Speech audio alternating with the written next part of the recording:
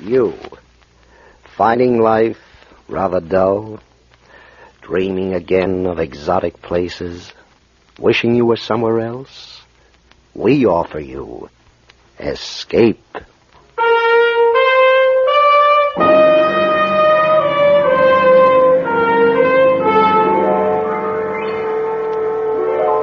If you should awake some morning, tomorrow morning, let's say, if you should wake to a man-dead world, where virtually all of human life had been dissolved from the face of the earth, leaving behind only buildings, bridges, machines, if you should awake to such a world tomorrow morning, what would you do? Where would you go?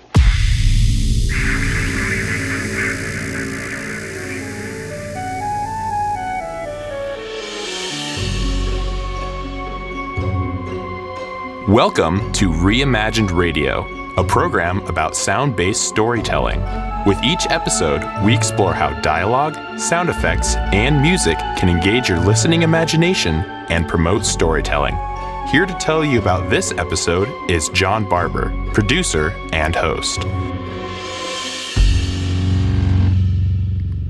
Thank you, Rylan. Hello, everyone. Welcome to Reimagined Radio.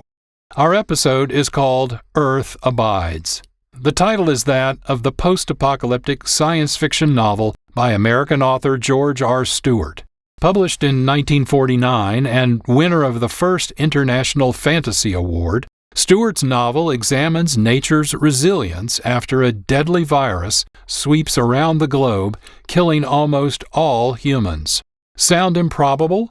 W.M. Stanley, writing in 1947 for the Chemical and Engineering News, describes exactly how such an event could happen. A killing type of virus strain should suddenly arise by mutation. It could, because of the rapid transportation in which we indulge nowadays, be carried to the far corners of the earth and cause the death of millions of people. And recall COVID-19. First detected in Washington state in January 2020, COVID, by May 2023, was a global pandemic, sickening and killing thousands. Sometimes, science fiction really can give us a look at the future. For more information, visit the episode page at our website, reimaginedradio.fm. Let's listen now to Part 1 of Earth Abides, from the November 5, 1950 episode of Escape. My name is Isherwood Williams. I was a student of ecology. I was in the Northern California wilderness gathering specimens of rock, plant, and animal life. I was alone and had been for a month. Climbing up to a sharp ledge one day, I felt a sudden sharp pain in my extended right hand. I withdrew it under reflex and looked up, and there, a foot above my head, I saw him, a rattler, coiled, ready to strike again. Slowly, carefully, I lowered myself and began to suck the poison from the bite. I wrapped a handkerchief about my wrist tourniquet style and headed for my cabin. There, I broke open my snake bite outfit, cut a neat crisscross in my hand at the point of the wound, and applied the rubber suction pump. Then I lay down on my cot. I felt sick. Sick because of the poison.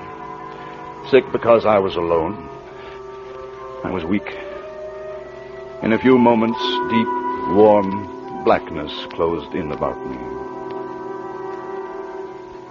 I don't know how long I was unconscious, but I was awakened by the door. Harry? Harry, look here. This one's still alive, I think. Hello. I'm glad you came. I'm sick. You're still alive, all right. Don't go near him. Come on, let's get out of here. No, wait. I'm sick. Come back. Why? Why did they leave me when they knew I was sick? What were they afraid of? I tried to stand. My knees were like sponge rubber. But finally, I was able to stumble to my chest of drawers. And then I saw the hammer, my rock hammer, resting on the top of the chest. And it suddenly became the most important thing in the world to me. If I can lift this hammer, I told myself. I will live. I wrapped my fingers about its handle, and I lifted it slowly, then let it down. I breathed a sigh of relief. I would live.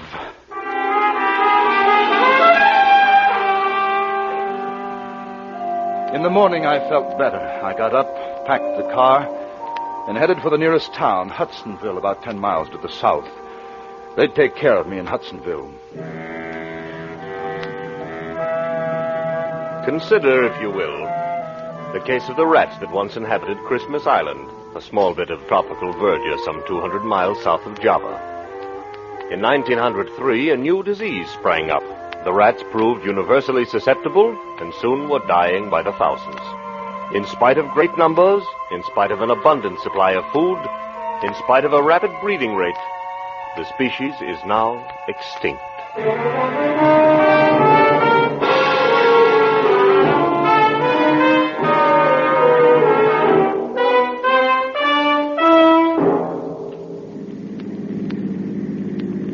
Hudsonville.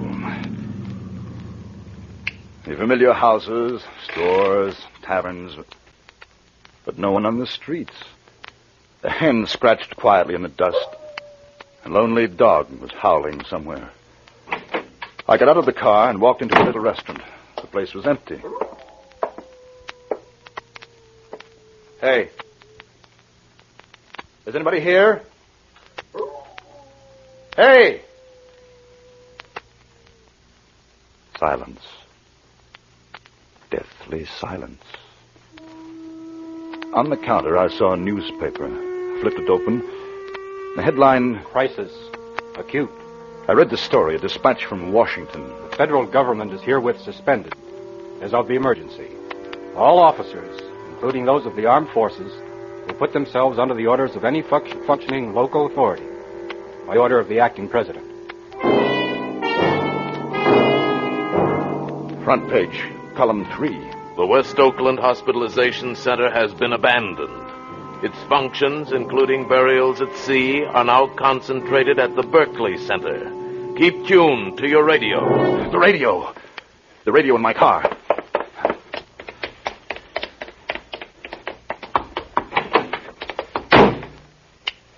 I turned the dial to the most powerful station in the vicinity. Static. Nothing but static. Desperately, I twisted it from one end of the band to the other, praying for a human voice, a bar of music, anything. There wasn't a single radio station still in operation. The horn. Someone will hear the horn.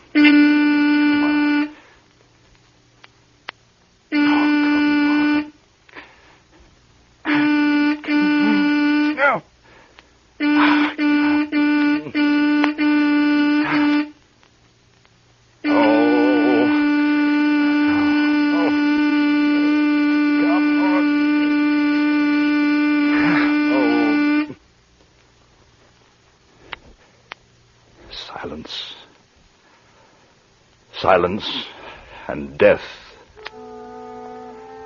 I leaned back in the seat, exhausted. I sat that way for minutes before I looked at the paper again. The paper. The last sign of human life left to me. It was dated a week before. I read it through twice. Whole cities had perished. Medical centers, bodies. Doctors, nurses, burial crews hard at work, and then they too had fallen and died. The United States, the world, a stagnant flesh pool of death. Suddenly, with terror, I thought of home. I started for San Francisco. On the way, I helped myself to a tank full of gas at the station. Oddly enough, the pumps were still working.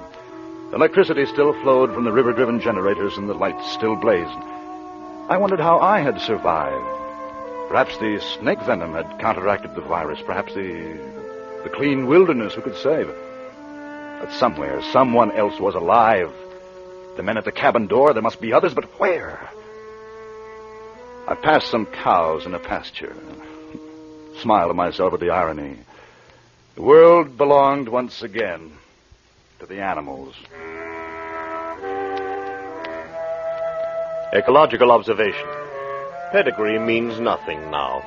The prize, which is life itself, will go to the keenest brain, the staunchest limb, the strongest jaw. The champion boars will die in their well-kept pens, but the shoats will roam wild. In a few generations, their legs will grow slim, their bodies thin, their tusks longer. Man, they need nothing from man. I passed 4 or 5 cars on the highway, abandoned. But farther along, I spotted another car, and there was a man inside. I stopped and got out. He had fallen over the wheel. There was a bottle beside him and the strong smell of cheap liquor. I shook him. Come on, come on. Come on, wake up. Wake up, wake up. Oh, wait. Wake up, I said. Hey, come on now, come on. Now, leave me alone. Now, you just leave me alone. I said wake up. Hey. What's your name? Your name. Oh, what difference is it? Oh, come on, come on. Don't go back to sleep. What's your name? Barlow.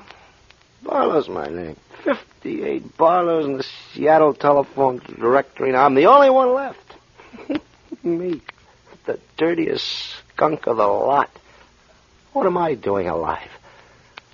Answer me that. Go back to sleep, Mr. Barber. Wait. Here. It's free on the house. Everything's on the house now. Have a drink. No, thanks. Let me tell you why I'm still alive. Because I'm being punished. I'm not good enough to die. Oh, goodbye, Mr. Barlow. Hey, come on back. I'll buy you a drink. It's good. I'll buy you a drink. Look here, I got $500. I took it from a bank yesterday. You want to hear? $500.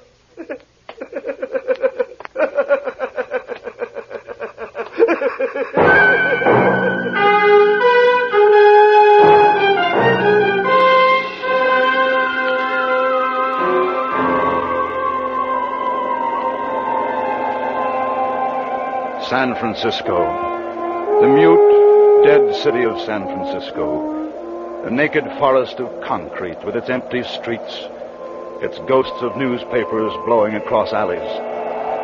I crossed the Bay Bridge, stretched over the blank water. A single car, coupe, parked in an emergency recess, was its sole possessor now. The Bay Bridge. A final monument to the greatness that had been mankind.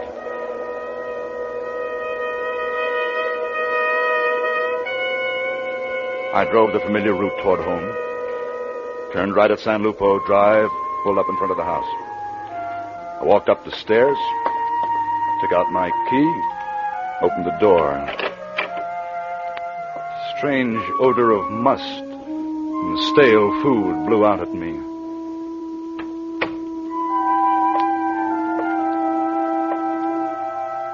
Mom? Dad?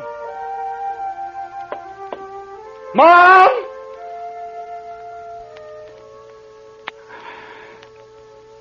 I fell into a chair and cried.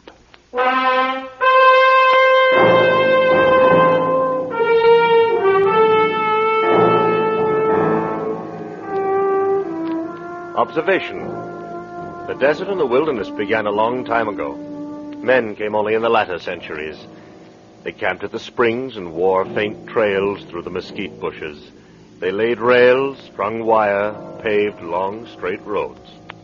After a while, men were gone, leaving their small works behind them.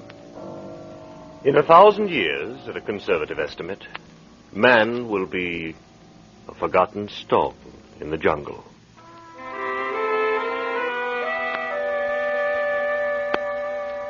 Where would I go? I had no idea.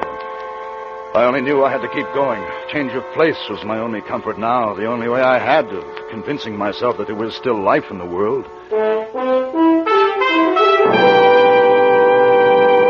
The snake bite began to hurt again, but it felt good, some small sign of living flesh.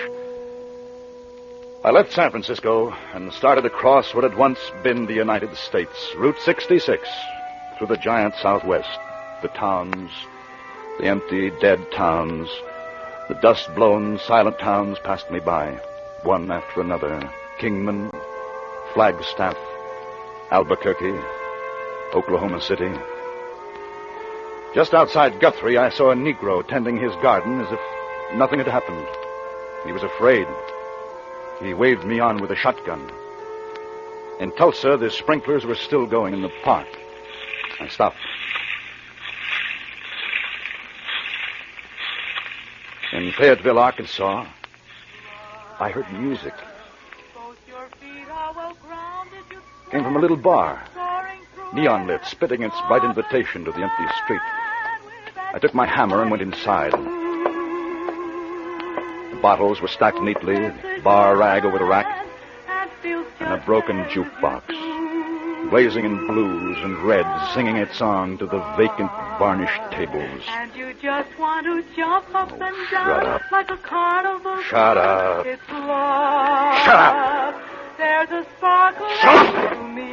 Shut up! Shut up! Shut up! Well grounded you are, but you're soaring to where? Oh, but it's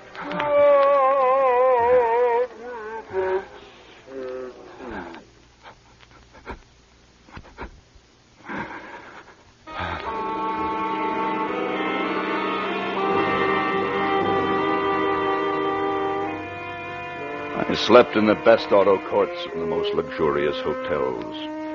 I slept and ate from the leavings of 150 million people. All the wealth of America had been bequeathed to me. All its wealth and its death.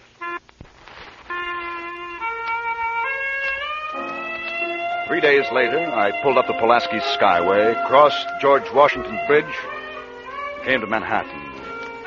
The splendid, slow-decaying corpse of Fifth Avenue, the sable mink in the windows, the silly traffic lights changing color at naked intersections. Manhattan, soulless and dead. Stretched out between its rivers, the city will remain for a long time. Stone and brick, concrete and asphalt, glass. Time deals gently with them. A window pane loosens, vibrates, breaks in a gusty wind. Lightning strikes, loosens the tiles of a cornice. The shade trees on the avenues die in their shallow pockets. Bats fly from the 59th floor. City dies slowly. In the afternoon, I saw smoke from a chimney in the Bronx. I drove to the house, a small house, and knocked on the door. I heard footsteps. When the door opened, I saw a little bald man with a broad smile, holding a handful of playing cards. Milt Carson. How do you do? Come on in. You're in time for supper. Well, thanks. I just ate. This is Mrs. Carson. How are you? Won't you sit down? Oh, thanks. Where are you from? California. I had a relative there. We're just finishing a hand of gin. Say, look here. Isn't that a beauty? Oh, the television set, yes. Yeah, it's beautiful. It's a combination radio, television set, radio player. I'll bet it even does the washing. It took us 2 days to get it up the steps from the radio store. I always wanted a set like that. Yes, but there's nothing on the air. Sir, always wanted a set like that. Jen, there you are. I owe you $10,000. Well, give it to me tomorrow. There's a busted window at the Chase National. All the money you want. I carry $50,000 with me all the time just to be on the safe side. Of course you can't buy anything with it now, but sure feels nice to carry around. How about some salami? No, thanks. I just ate. Oh, yeah. Say, do you like canasta? Not much at cards. Oh, canasta I could teach you. It's simple, like rummy, but a little different. What I was wondering was, why don't you stay here? Got everything you'd want right here in the Bronx. Need a coat for the lady, break a window at I.J. Fox. You should see some of the diamonds I got Mrs. Carson at Tiffany's yesterday. Beauties. Hey, where are you going? I've got to get started. Well, where? There ain't no place to go. Lots of luck. Well, thanks, but I wish you could stay with us. No, thanks. Goodbye. Oh, the scavengers. How long would they last? Through the winter? And it was doubtful. There'd be no central heating. Even breaking furniture in the fireplace wouldn't keep them alive. They were like highly bred spaniels or Pekingese who walked the city streets at the end of their leashes. They would die with the city a season or two later of pneumonia or accident. The Negro in Oklahoma with his heart to the land, he would survive. Milt Carson and his new wife, no. They were waiting for death at the card table.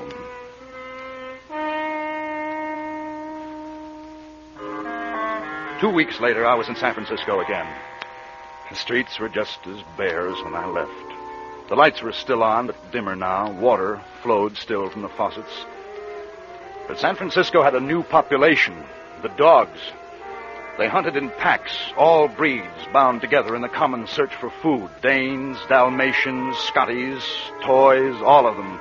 The dogs had taken over the city. And I decided to move back into the house because of the familiar things. Late one afternoon, I went out to look around the neighborhood, and I heard the yelping too late. As I looked around me, I saw myself being surrounded by dogs. They were hungry, ravenously hungry, and they started to close in. The car was on the street some 50 feet away. If I could make the car. The bulldog made a lunge for me. I kicked violently and started to run. They were after me, some of them running at my legs. We reached the car, opened the door, and slammed it. They climbed to the window, baring their fangs, their red tongues wet with hunger. But I was safe.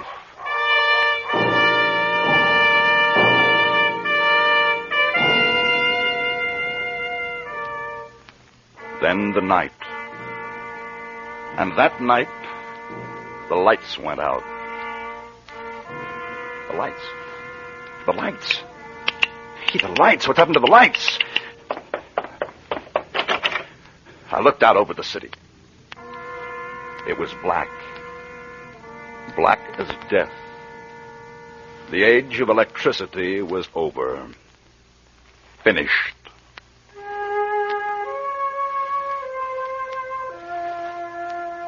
There were candles.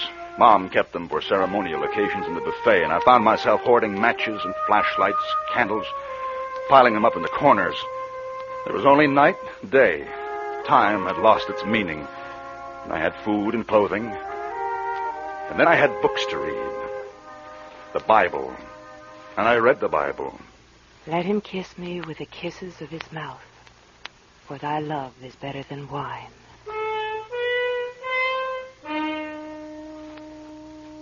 There was a faint but unmistakable light burning that night a mile away on Nob Hill. I got into the car and drove to the light. I parked the car. I reached for my hammer. In the window, a shadow moved. As I approached the door, a flashlight caught me in its glare. I stopped, dead still. I waited for someone to say, "Put your hands up." "Who are you?" There was a breath of perfume. That's a nice car. I can pick up a better one on any street corner. Come on in. Thanks. How about some coffee? Sounds good. How come you didn't find me before this? I just saw the light tonight. I decided to investigate. I saw your light lots of times. Oh? You live down on San Lupo Drive. Well, why didn't you come in? Woman's pride. Man's supposed to come after the woman. Oh, that was before. There are no rules now. No, but they're habits. Want yours black? Yeah, black's fine, fine. I don't want you to think you're the first one I've met. There were 5 or 6 others. They saw the light and they came in. They had coffee and I sent them on. What about me? I don't know you. Well, I'm clean, well-educated, healthy, young. Those are the good things. I dislike turnips, canned beans, stupid people. What's your name? You'll laugh. I won't laugh. What's your name? Isherwood, my mother's maiden name. Everybody calls me Ish. Well, mine's Emma. Emma and Ish. Nobody's going to write any love songs with that combination. No. Don't imagine they will. I like you. Coffee will be ready in a minute. Emma, will you come and live with me? I don't know you. What is there to know? That I like you, and you like me? We're both alone. Emma? What? Emma?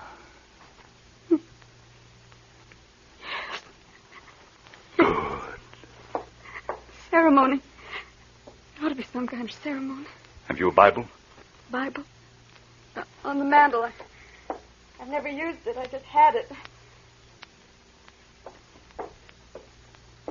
Here. Give me your hand. Now, we shall be together always.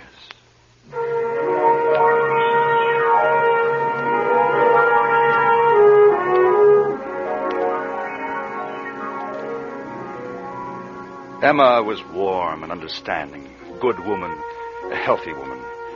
Soon there was a baby to be born. I'd read some books, but I couldn't read enough. I stood by her during the night and tried to help. When the morning came, we had a son, the first born since the great disaster.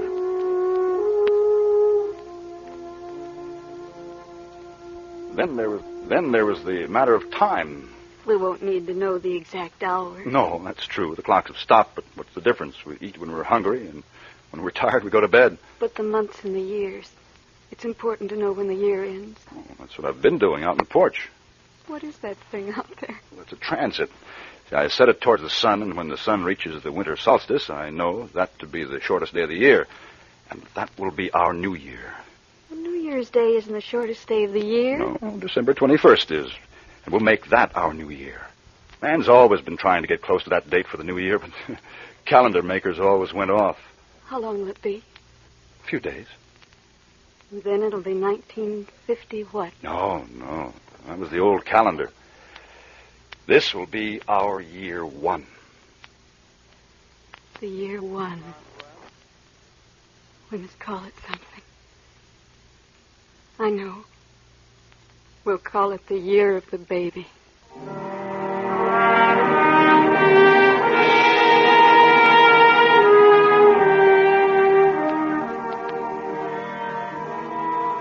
The new life began around the simple problems of Emma, myself, and the baby. The day came when the sun reversed its path. I took my hammer and a chisel. Emma and I had found a tall, smooth rock in what had once been a small public park. In the rock, I carved the figure 1. The new beginning, I said to her. The rebirth of man. In the year 2, the rats came. San Francisco was overrun with them. They had broken into most of the grocery stores, torn open the cartons, gorged themselves, and gave birth to more rats. They multiplied by the hundreds and then the thousands. Rats, the carriers of deadly bubonic plague. Come quick, they're getting in. Where? Here. It's through the door. Now get me that kitchen chair. Hurry now, hurry. Here. They're going to the bedroom toward the baby. Now hold the chair against the opening. I'll nail it later. The baby! The baby! I rushed into the bedroom, taking my hammer with me. There were 2 of them, tremendous rats. I stationed myself at the crib. One came toward me, unafraid, for the fear of man had been bred out of them. And I flung the hammer at him. I missed. The rat leaped into the crib. I threw a blanket over him and flung him to death on the floor. Then I picked up the hammer and threw it at the other one. Dead. But that was just 2 of them. Outside, I could hear hundreds squealing, their tiny feet scratching at the walls. How long would it be before they destroyed us? Man was gone now. This was the age of the rats.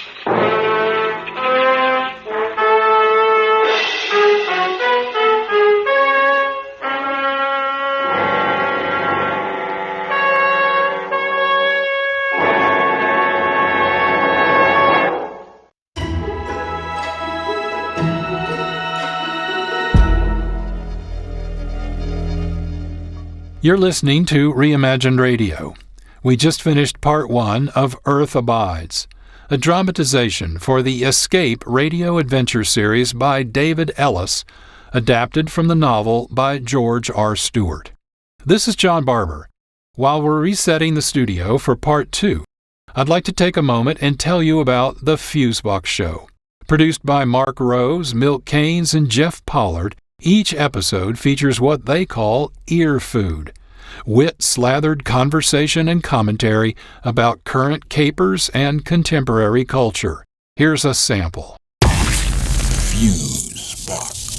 Lurking somewhere in the countless thousands of pages of that user agreement that nobody ever reads is the line, "And everything you say, think, have thought, will think, now and into perpetuity, is the sole and undivided property of Google and its many tentacled associates in this and any other dimension." Catch Fusebox on KXRW every Friday at 10 p.m. and on KXRY the third Friday of the month at 5 a.m. Episodes of The Fusebox Show are available for on-demand streaming, download, and as podcasts. Visit their website, thefuseboxshow.com.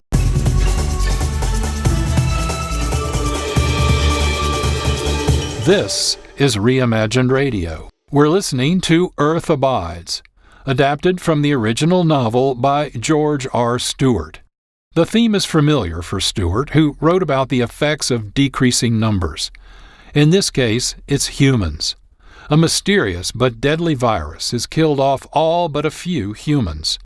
The marks of humankind upon the earth are quickly subsumed by trees and other vegetation. The great cities disappear more slowly. Only Earth abides. Let's continue now with Part 2 of Earth Abides, from the February 12, 1950 episode of the radio adventure series Escape. This is the year 3. My name is Isherwood Williams. It's 3 years since I returned from the lonely mountain country of Northern California to find that mankind had virtually vanished from the earth. Some unknown virus had scourged him from his high place among animals. His great cities were tombs. His entire civilization was crumbling. I toured the emptiness that had once been called America. From the silent towers of Manhattan to the Golden Gate Bridge, I saw in all 10 human beings still alive.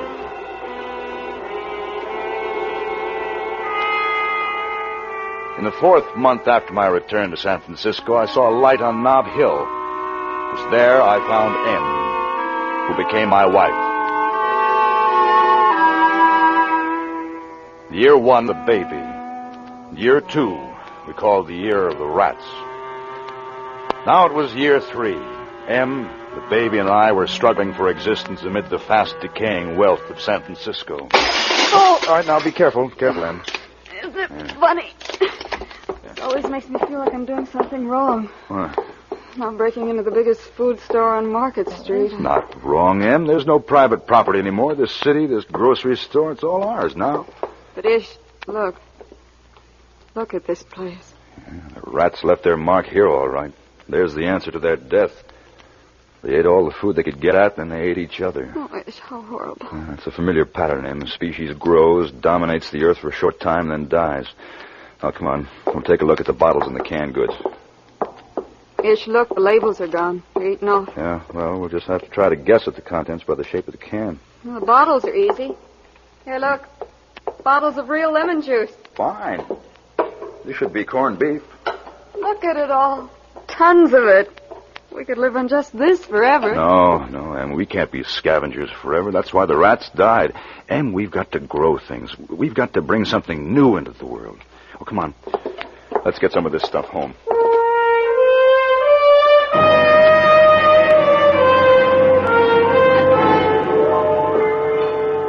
During that year, Em and I found whatever we needed for ourselves and the baby in the empty, silent stores of San Francisco. We lived on the spoiling supplies of 1 million people. One evening, just after dusk, I suddenly noticed a strange, wavering glow in the sky over the downtown area of the city. I called Em to the window. There was a smell of smoke in the air. Fire, Em! Ish. San Francisco's on fire! Ish. Isn't there something we can do? No. If there were, it must be 3 square miles of flame. What started it, do you suppose? We'll never know. Oily rags in the basement, some gasoline explosion. Could be any one of 1,000 causes. Will it reach the house? No, I don't think so. Wind's blowing it away from us. It'll burn itself out in a day or two. Well, come away from the window. Em. Em, do you smell gas? I don't know. It smells like it to me. Open the door to the hall. Yeah. Hey. Hey, the hall is filled with it. Hey, we've got to get out of here. Gas line must have burst. One spark in this place will blow up like a bomb. Baby, I'll get the baby. All right. We'll be safe on the fire escape. Hurry, Em. Here, I'll take the baby. Be careful. I'll just hang onto the rail. Now walk slowly. Come on. We started down the fire escape. In the distance, the flames were gutting the heart of the city. Parts of Chinatown were already gone. Kept going down to street level, and then we started running. Any second, a spark could blow the building to dust, and we ran, our breath tearing in our throats. Back against the wall, Em. The shockwave.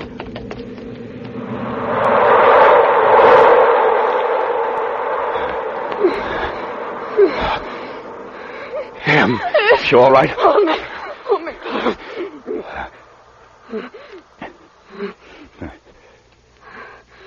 It's all over, Em. We're going to be all right.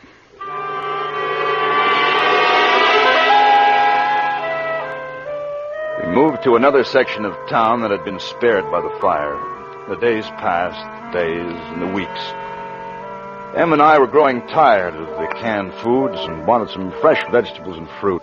But we needed a car. One day, Em and I found a Jeep in a garage. In the storeroom, I found new tires to replace the rotted ones the Jeep had been standing on. Will it work? Well, after 2 years, hard to say. I'm no mechanic. All the cars to choose from, and we picked something like this. I always wanted a convertible. Maybe a Cadillac, a Packard. It's more useful and more durable. Besides, it's all we need. All right, Em. Let's try it. Step on the starter.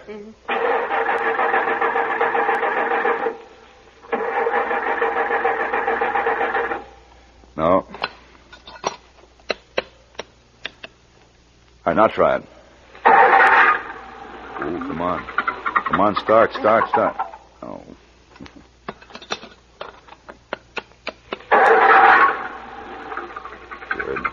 Good, come on. Good. Oh, come on. Ish, you did it.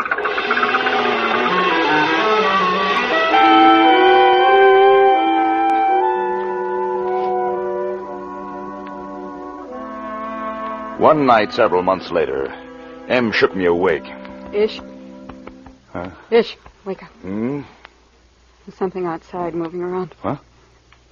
Right by the window. Give me the hammer.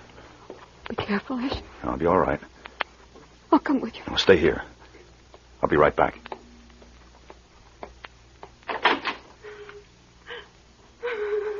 Who's there? Who's there? Girl. Come here. Oh, I won't hurt you. Come here. What are you doing? Eileen. My name is Eileen. Where are you from? Eileen. Hungry. Well, come on inside. Eileen? Oh, I've been looking all over for you. Eileen, where have you been? Okay, mister. You can put that hammer down. I ain't going to hurt you. Oh, sure. Sure, well, come on inside. Em, somebody's here. Just Eileen and me. She's my adopted daughter. About a year ago, I found her on Main Street in Los Angeles. She was starving. Can't forage for herself, Eileen can't, so I got to take care of her. She can't think so good. Well, how long you been here? About 2 days, wandering around the city. Nice city, this San Francisco. Wished I'd have visited here when it had people. Reckon I really could have had myself a time. I'll get you two something to eat. Well, that's mighty nice. Oh, by the way, I sure am an impolite cuss. If my name's Ezra, I don't believe I caught yours. Isherwood. This is Em. Well, I'm happy to know you. Eileen, looks like we've met up with some real nice people.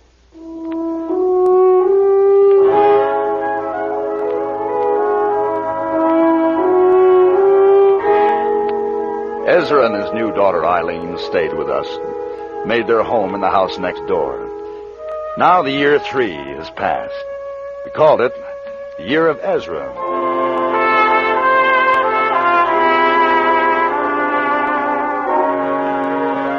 November, the year 4. A woman came a week ago. She had dark hair, dark eyes. She was alone. Ezra has taken her for his wife.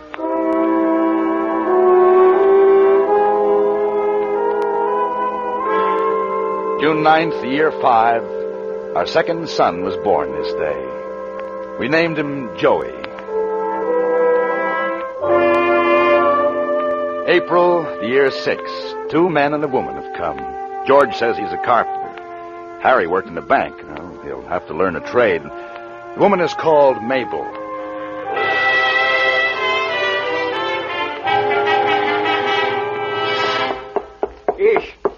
Ish, you better come with me. Well, what's the matter? The water. It stopped running in the faucets. Well, maybe it's just a broken pipe in your place. No, I checked, and it ain't just my place. I've checked all the houses around, and there ain't any water running in any of them. Maybe it's a water main under the street. I don't think so. You know what I think? What? I think the water stopped way up in the mountains someplace. Ish, San Francisco's going dry.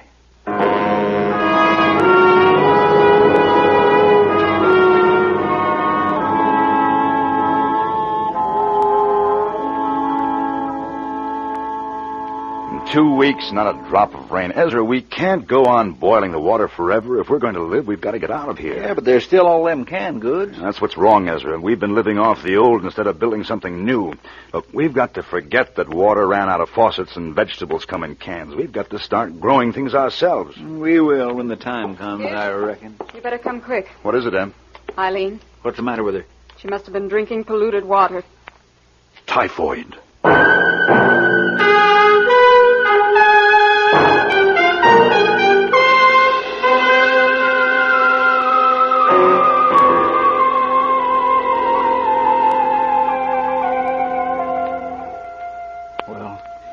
What does the book say, Ish? What are we going to do? Isolate the others. Mabel can nurse Eileen. What do we do for her? What's the treatment? Well, you can't shorten the disease, it says. All you can do is help make it less severe. Now, don't worry, Ezra. We'll do our best. Eileen, she's so helpless. She don't understand. Yeah, but you move in with us. If this thing spreads, it can wipe out all of us.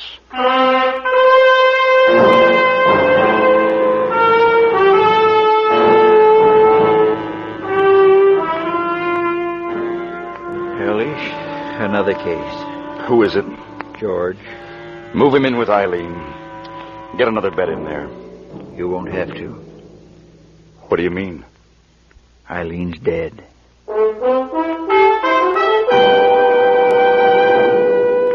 This is the year 6, a year of disease and death. I went to the drugstores, walking the misty, dark streets of the city armed with my medical text, my hammer. I raided the dusty shelves and the long, warm refrigerators of the pharmaceutical departments. The wonder drugs had long since rotted in their vials. Some sulfur was still potent, and I used it liberally. Yet case after case of typhoid broke out. Some lived, most died, including our firstborn. Our little community, upon which I had pinned the hopes of a new birth of mankind, had dwindled from 12 persons to 7. 5 adults, only 2 children. You've got to get some sleep, Ish. How many of us are left, Em? Count them for me.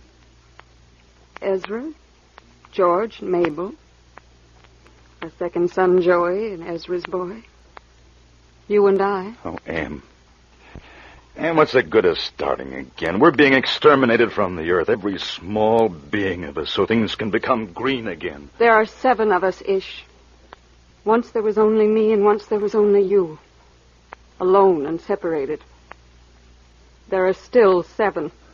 Oh, Em. Em, what would I do without you? Go to sleep. Well, you won't make the mistake a second time. Won't be any looking back. You'll forget the trains that used to run. and the tall buildings and the soft food to the earth. Back to the earth, then. Back to the earth.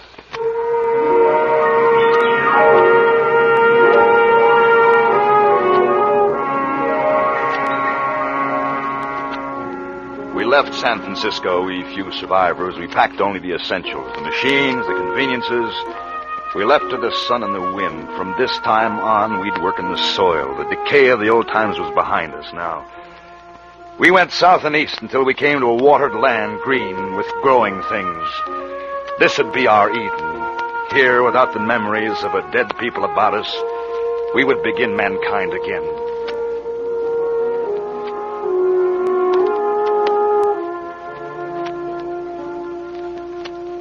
Come here, Joey. Yes, Daddy. Joey, here, sit down here next to me. I want to ask you some questions. Sure.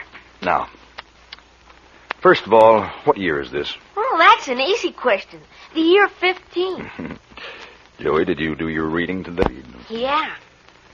Joey, there's something I want to tell you. You know, there were once a lot of people like us on Earth. Millions. You know that, don't you? Yeah, I read about them. They could fly. That's right. Well, someday there'll be millions of people again. And they'll fly again, years and years from now. But after I'm gone, there won't be anybody to show them the way. That's why I'm depending on you. What am I supposed to do? Learn, read, study. You're going to lead them someday, Joey, after I'm gone. Don't let them go back. You don't understand. I think I do. Oh, well, you will. Oh, look. I want to show you what I made this morning. What is it? It's called a bow. The guns won't be good much longer. The powder will get rotten. Guns will get rusty. You can hunt with this, kill animals for food. Yeah, look here, see? I carved it out of willow. Then I strung strips of calf hide from one end of the bow to the other. And now watch this. See here, this is the arrow. That's fun. Let me try. All right, here. Like this? That's right. Now pull back. Hard. No. Hard. There. Now, let go. Boy, that's swell.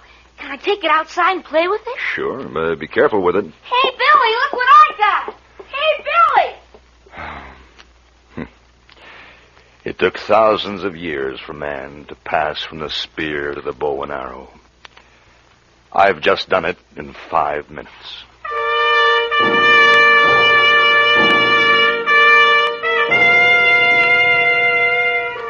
This is the year 19. I have gray hair.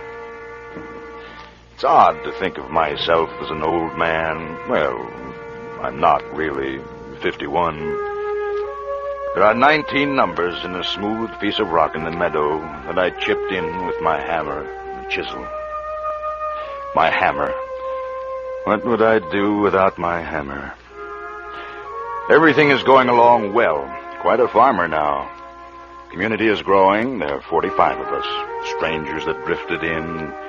Babies born. Maybe man is something you can't quite kill off. A stranger named Charlie came in today. I don't like him. He's gruff and hard. And his eyes... I don't like his eyes.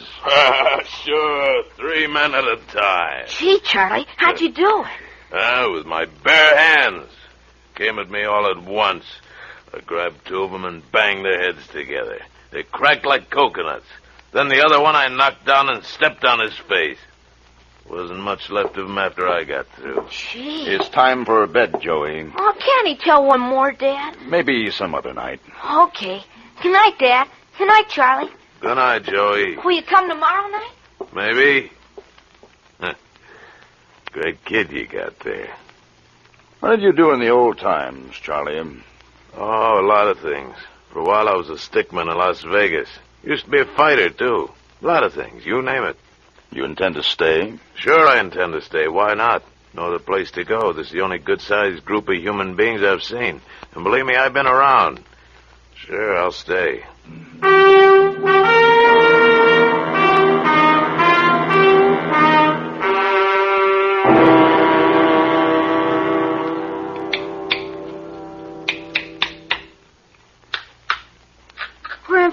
Father? Is it the new year now? Yes, Carl. New Year. Here, carry my hammer for me. No. It won't hurt you. My hammer. Here. No, I don't want it. Why not? It's magic. Magic? My hammer? Aunt Phyllis says your hammer's magic. She says you're magic. Carl, it's just a plain, ordinary hammer. No, Carl, don't be afraid. No, it's magic. You're magic. Dad. Hello, Joey. Carl, go and play. Sure, Dad. Goodbye, Grandfather. Joey, what's the matter with them? They say I'm magic. My hammer is magic. You're a legend, Dad. You're the only one left out of them all. Ezra, George, Mabel, Mother M, all gone now. Only you. The hammer's a symbol. Symbol of leadership. Yes, that's the way things happen. You're the only one that's lived through from the old times. The only one. The only one. Joey. Yes, Dad? I'm old. Very old. And I can't see very well. Did I make the numbers clearly? Yes, Dad. 48. The year 48.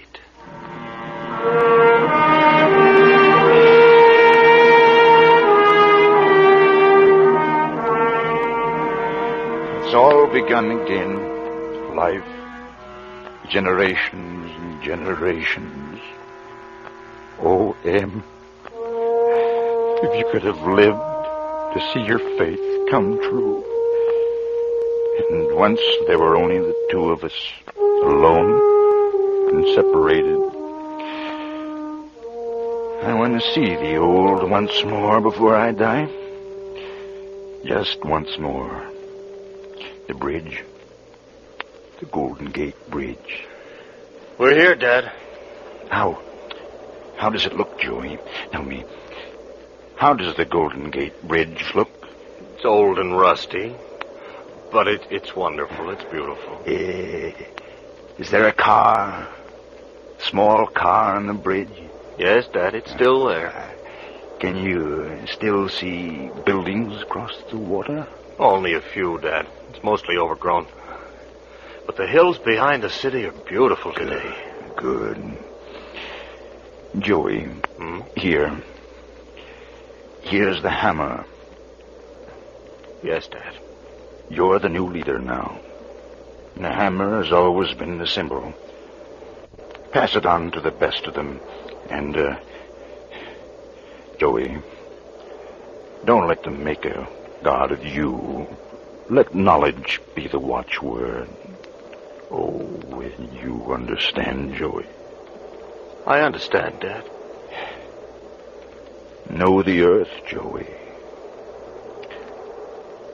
Know the earth.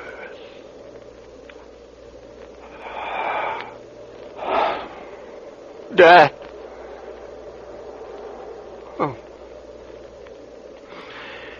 Men go and come.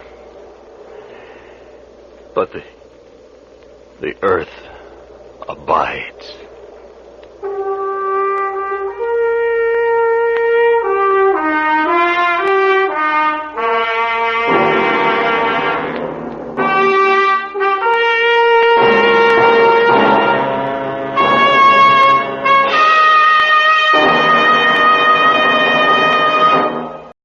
That concludes our episode, Earth Abides, by George R. Stewart.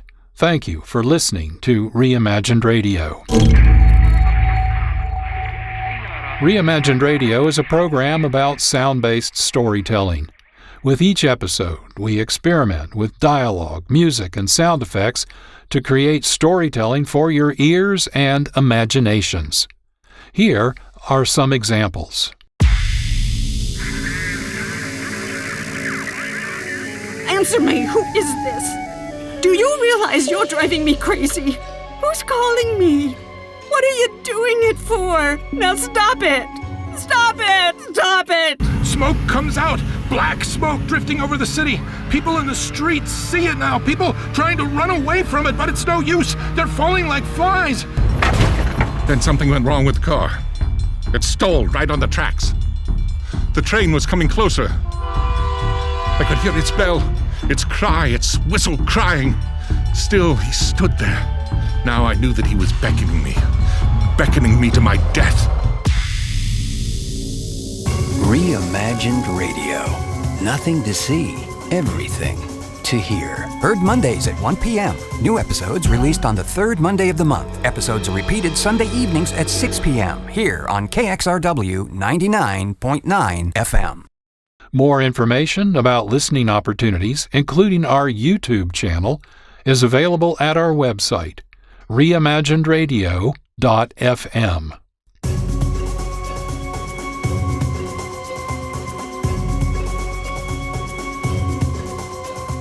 Reimagined Radio is produced in collaboration with the Electronic Literature Lab at Washington State University, Vancouver. Thanks to Marc Rose for sound design, original music composition, and post-production. Evan Leyden and Holly Slocum for graphic designs. Rylan Eisenhauer for announcing and YouTube strategies. Caitlin Kruger-Lesperance for social media strategies. Follow Reimagined Radio on Instagram, TikTok, Facebook, X, Blue Sky, LinkedIn, and our YouTube channel, @Reimagined Radio. Visit our website, reimaginedradio.fm, for scripts and information about our episodes. Subscribe to the Reimagined Radio podcast, and we'll send you each new episode as soon as it's released. Reimagined Radio acknowledges the debt we owe to previous and contemporary radio artists, and we hope our curation and stewardship of their artifacts and efforts demonstrates our sincerity. I'm John Barber, producer and host. Thank you for listening.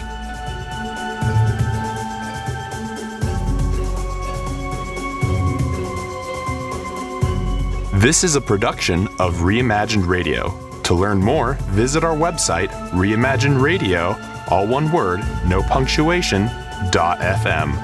Please join us for another episode of Reimagined Radio as we continue our exploration of sound-based storytelling.